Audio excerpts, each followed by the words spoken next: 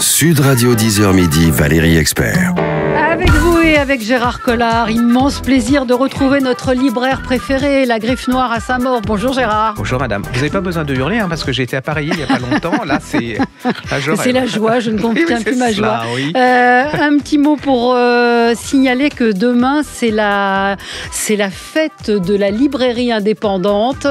Youpi, voilà. Non, mais il faut soutenir nos libraires, répétera jamais assez. Et puis surtout, c'est la fête, on célèbre le prix unique du livre. C'était la loi Lang, c'était en 81, figurez-vous. Et ça a été une très bonne loi pour... Je crois que rien que pour ça, il mérite qu'on se souvienne de lui, parce qu'il y aurait beaucoup de librairies. D'ailleurs, même maintenant, si on supprimait ce prix unique, on serait mort, c'est clair. Et alors, il y a un petit livre, c'est l'association Verbe avec Gallimard qui publie Que vive la loi unique du prix du livre. Alors, vous dites, bon, je ne vais pas lire ça. On vous l'offre demain dans 480 librairies indépendantes. Et c'est vraiment l'histoire de ce combat, parce que c'était un vrai combat que de faire accepter que les librairies puissent vendre des livres au prix unique décidé par l'éditeur. Et il y a un très beau texte d'Agnès de Sarthe, Lettre aux jeunes lecteurs, où elle dit: à toi qui veux être libre, à toi qui déteste t'ennuyer, à toi qui préfère dire non que oui, à toi qui aime te coucher tard, manger des bonbons, sauter dans les flaques, bref. Et elle dit: quand j'avais ton âge, je n'aimais pas lire. Voilà, j'ai avoué, je détestais lire même. Et c'est tout ce que la lecture permet de faire découvrir. Donc, Et moi, je trouve que le confinement, c'était désastreux pour beaucoup de choses, mais par rapport aux gamins et aux jeunes, je trouve comme ils n'avaient rien d'autre, ils sont reprécipités dans les librairies, et je trouve qu'on a... sur les réseaux et autres. Nous, on a beaucoup ressenti, ils ont redécouvert quand même. C'était... Bon, alors on n'est pas content avec Gérard, parce qu'on vous conseille des livres formidables. Chacun le sien, et on va vous remettre une petite couche de... Alors Gérard, vous n'êtes pas content, pourquoi ? Non, parce que c'est vraiment un livre d'exception. C'est Édouard Carrey, il a écrit Petite au Cherche Midi.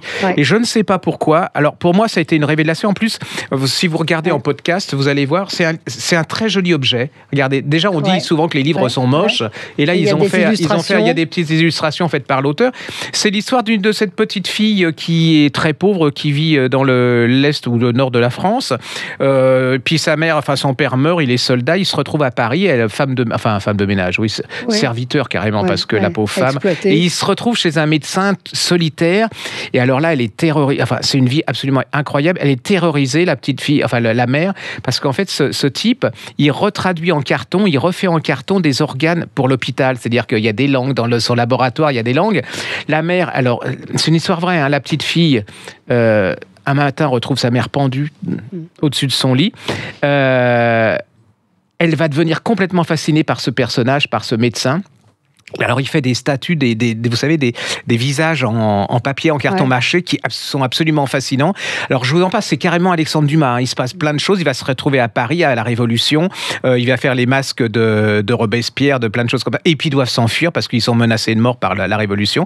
Et ils vont se retrouver à Paris, à Londres, où ils vont créer... Qu'est-ce qu'ils vont créer ? C'est le musée de Madame Tussaud. En fait, l'histoire, c'est la véritable histoire de Madame Tussaud.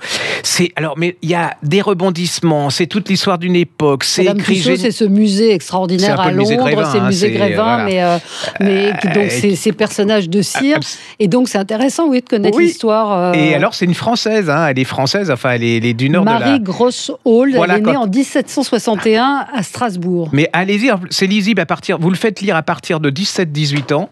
C'est vraiment un livre d'aventure. Puis c'est le destin d'une femme à cette incroyable, époque-là. La gosse, elle est passée. Mais moi, je trouve, il y a une espèce, comme on dit, c'est très la mode maintenant, de résilience dans le malheur. Mais puis alors, c'est rempli d'humour, d'histoire. Il y a tout. Et alors, je ne comprends pas, je ne sais pas. J'en parle pas très bien. Elle a échappé à la guillotine, je vois. Oui, absolument. Et donc, elle exécute ses masques mortuaires. Et j'imagine, il y a des scènes où la petite fille dort dans le laboratoire du médecin, elle est entourée de ce que... Moi, on me fait ça, je dors pas. Et elle s'y sent bien, et elle va complètement... Ça va lui changer la vie. Allez-y, c'est vraiment une pure merveille, ce bouquin. Ça s'appelle Petite. L'auteur, c'est Édouard Carrey, et c'est aux éditions du Cherche Midi. C'est un joli livre. J'ai très envie de le lire. Ouais. Alors moi, c'est un livre dont je vous ai parlé il y a 15 jours. Ça s'appelle « Ça ne pouvait pas tourner autrement » d'Eliane Saliba Garillon. Elle est libanaise. Et alors, c'est un livre, je vais vous dire, moi, j'ai j'ai adoré, je vous en avais parlé, c'est aux éditions L'Escampette, c'est une petite maison d'édition. La couverture, comme dirait Gérard, le livre, il est comme la couverture. Ça se passe à San Francisco. Moi, je l'ai lu, j'ai adoré, j'ai donné à ma maman, qui l'a adoré, qui l'a donné à sa sœur. Bref, c'est un livre qui s'est passé de main en main. Et j'avais envie de vous en reparler parce que c'est vraiment un livre dans lequel vous plongez et qui va vous rendre heureux. Donc, c'est l'histoire de Mel et Martin.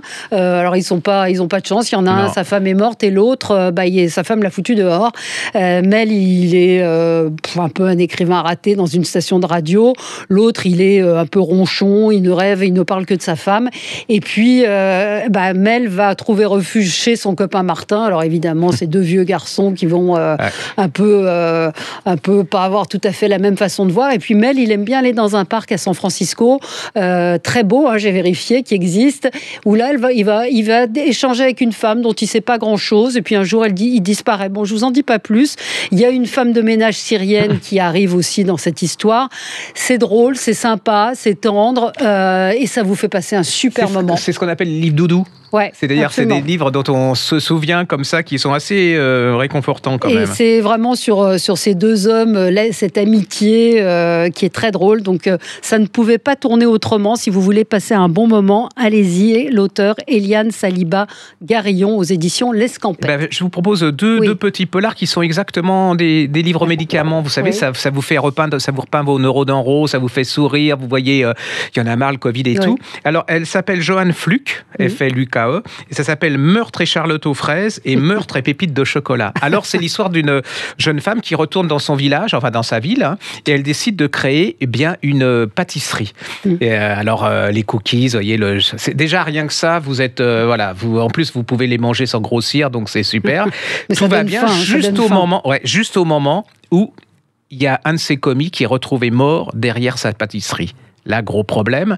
Elle a un oncle, et cet oncle, il est shérif, et il décide, il n'est pas très à la hauteur, donc il lui demande son aide. Alors là, elle est géniale, autant pas comme pâtissière que comme enquêtrice. Ouais. Et vous allez vous balader. Alors, c'est plein de rebondissements. C'est léger, c'est pétillant, c'est drôle. En plus, c'est un vrai polar, c'est passionnant. Et ça, c'est pour vous, parce que moi, je ne m'y risquerai pas. Il y a un carnet de recettes de cuisine de toutes les recettes qu'elle fait dans sa pâtisserie. Alors, moi, j'étais un peu sceptique. La couverture est superbe. C'est tout en rose. Je me suis dit, c'est encore un truc pour, vous savez... un peu neuneux. Et pas du tout, vous êtes complètement dedans. C'est sympa comme tout. C'est les deux premiers. Alors, le premier à lire, c'est Meurtre et pépites de chocolat. Après, vous pourrez les lire dans le désordre, mais là, il y a la description de la personnage.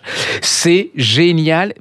Vous mangez des pâtisseries, vous les dégustez, vous grossissez pas. Et puis, il y a une enquête. Alors, j'ai appris que ce genre de polar, de roman policier, ça s'appelle des cozy crime. Oui. Parce que j'ai découvert aux éditions de La Martinière, alors ça va paraître dans quelques jours, Les Dames de Marlowe enquête. Donc, c'est pareil. Ça s'appelle Mort contre triple. Alors là, c'est l'histoire d'une...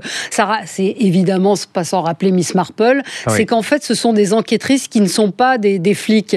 C'est des enquêteurs amateurs. Là, c'est une dame. Alors, elle a 77 ans, elle boit du whisky, elle se baigne toute nue dans la Tamise, elle est un peu folle, un peu excentrique. Son voisin est retrouvé mort. La police ne croit pas que c'est un meurtre. Et là, elle va se mettre à enquêter. Et alors, ce qui est marrant aussi, c'est qu'il y a comme elle est fan de mots croisés, il y a des grilles de mots croisés à l'intérieur. Et donc, c'est cozy crime, c'est pas de sang, pas de violence, pas de détails gore. Ça se passe en général à la campagne. Ça fait du bien. Ouais. Donc, on rappelle, Meurtre et pépites de chocolat, c'est aux éditions du Cherche Midi. Encore une fois. Ouais. L'auteur s'appelle Anna Swenson et celui-ci qui va paraître chez La Martinière, c'est vraiment sympa à lire, c'est divertissant. Les Dames de Marlowe enquête, ça s'appelle Mort contre triple. Et les critiques en parlent pas beaucoup parce que ça fait, c'est pas franchement, mais franchement, ça fait énormément de bien. Moi, on va rester dans l'Angleterre. Et alors, j'ai adoré. Je suis tombé par hasard. Elle s'appelle Alathea Fitzalan Howard. Oui. Ça s'appelle Dans l'intimité des Windsor. C'est chez Stock. Oui. Alors, c'est son journal. C'est une petite partie de son journal parce qu'elle meurt. Du journal de qui ? De l'auteur ? Oui. En fait, cette femme, c'est la fille d'une famille absolument aristocrate, grands aristocrates anglais. Son grand-père était le dernier vice-roi d'Irlande. Arrive la guerre, elle a 18 ans. Et donc, ses parents s'entendent pas bien. On l'envoie chez son grand-père. Et son grand-père, il habite alors dans un cottage. Alors, ce qu'ils appellent un cottage... Vous savez, c'est carrément le château de Versailles, quoi. Le cottage. Et ce cottage, il est à côté du château de Windsor. Et elle s'ennuie avec ce grand-père et elle va se balader. Et là, elle va rencontrer toute la famille royale, la princesse reine, Margaret, la reine Elisabeth. Voilà, mais elles ont l'âge. Et alors là, elle décrit au jour le jour. Alors déjà, elle n'a pas la langue dans sa poche. Déjà, on découvre qu'Elisabeth, avec le prince Philippe, déjà, elle est super amoureuse. Ouais. Et elle lui dit, moi, c'est pas mon type, c'est vraiment... Et là, vous allez découvrir c'est ce qu'ils disent, mais c'est très vrai, une reine Elisabeth, une jeune fille, qui est complètement différente de ce qu'elle est. Enfin, c'est ce qu'elle est vraiment, mais qu'elle a caché derrière après ce masque tout l'apparat. Et elle est drôle, elle est vive, elle est pétillante. Alors, elle est déjà consciente de ce qu'elle est. C'est pas, elle est rigolote, mais enfin, faut pas non plus. Et alors, cette jeune fille, elle a pas de. Ses parents sont très durs avec elle, et elle va retrouver une sorte d'intimité, d'amour familial à travers la reine et le roi, le père d'Elisabeth. Ça se lit, c'est des petits chapitres. Et puis alors, elle décrit les vêtements, elle est méchante comme tout, en disant, mais il est habillé n'importe comment. Et puis, vous allez voir que, alors, il y a les bombes, parce qu'on voit, il y a des thés, ils boivent le thé, ça a les trucs, tout le monde aux abris. Et c'est très...